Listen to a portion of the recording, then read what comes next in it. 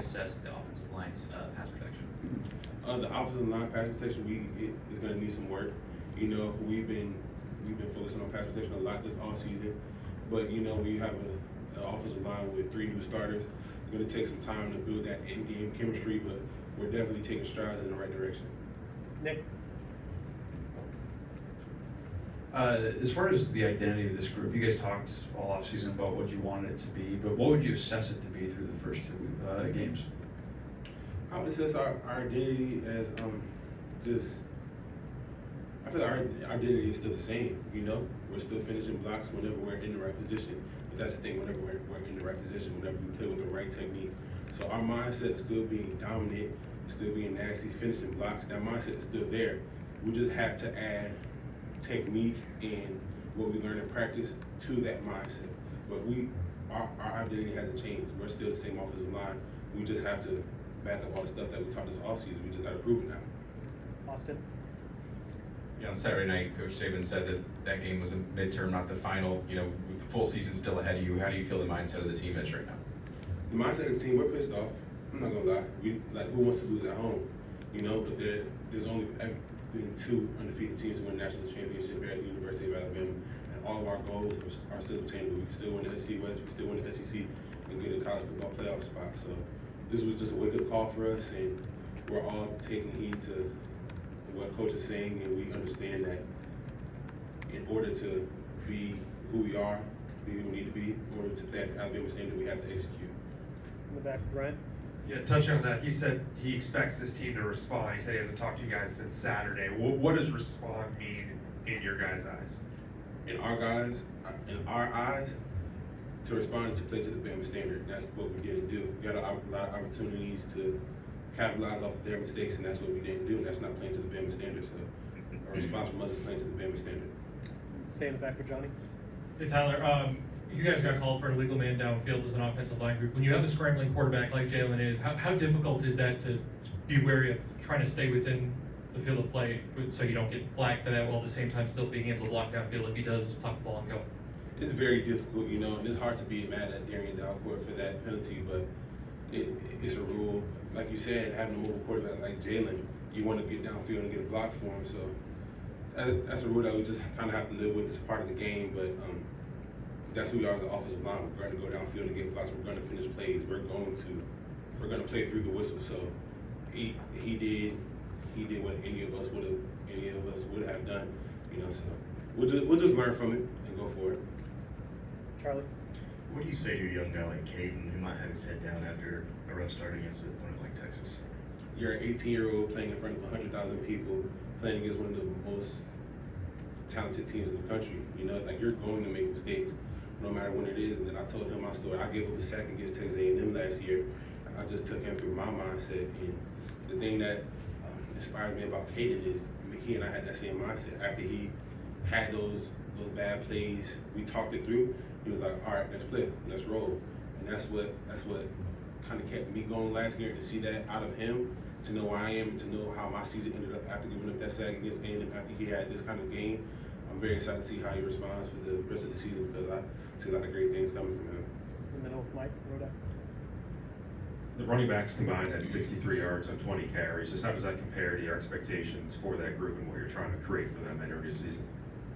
Obviously, that's not what we wanted to put out as an offensive line. You know, JC and I, Seth as well, we've all talked about being dominant at the point of contact, dominating the line of scrimmage, and we obviously didn't do that this weekend. You know, so we just got to hone in on our technique, trust the running game, trust the running backs, and really come together with them and see what they're looking at as far as where they're hitting the hole, what's making them come back, and just grow as a team. You know, it's only week 2. It's a long season, so we're definitely going to grow from here. Chase. In pass protection, even when you're able to stop your man, Coach Saban mentioned that you guys gave up a little bit too much ground before you anchored. What's the key to dropping a quicker anchor? Texas, they brought a lot of games, so the reason why some of us were a little late to anchor down is because they'll probably have an NT game, TN game, EN game. So just when it comes to the team, you have things in the back of your head, but when it comes down to it, we got to anchor. We got to anchor sooner. You know, no matter what that other team presents, we just have to do our job and stay true to our rules at the end of the day. In the middle. You guys were able to run the ball fairly well in the first half. What changed, and then what can you guys do to improve the run game going against USF this weekend? I think anything really changed. You know, we just have to carry it. We started out hot. We just have to be able to carry that momentum into the second half. You know, and we just have to trust in Coach Reese's play calling and trust in him, and just execute what he has set out. But as far as going into USF, we're going to go into that game plan meeting later, figure out what we need to do, figure out what they present, and just really practice better and pay more attention in practice to what they present and how we can take advantage of what they do. Up front with Joe.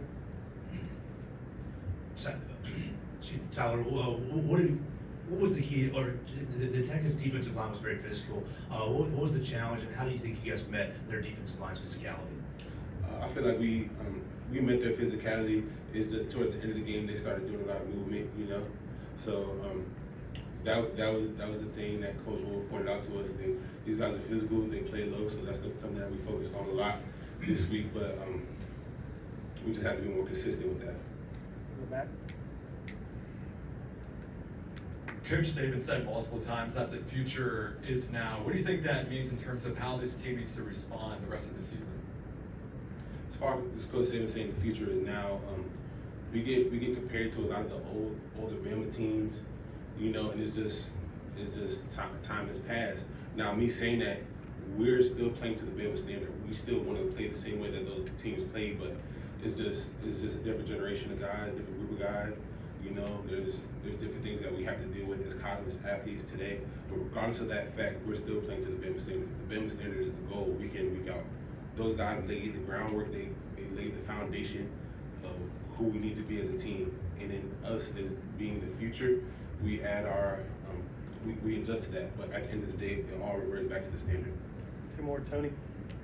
As someone right next to Seth, what do you tell him to kind of shake off those snaps, and then also just how much confidence do you have in him moving forward? I have the ultimate confidence in Seth. You know, we all have bad plays. But it's all about how you respond, you know. So Seth has that same mindset. I feel like all offensive linemen have to have that mindset of like, okay, I messed up, next play. So whenever I saw Seth, I was just like, hey, be you. You know, shake it off, next play. It's nothing you can do about it now. Control what you can control. He can't go back and unflinch the ball. You know what I mean? So what's the point of dwelling on it? We gotta gain the play. So I have the ultimate confidence in Seth. Last one, Kate.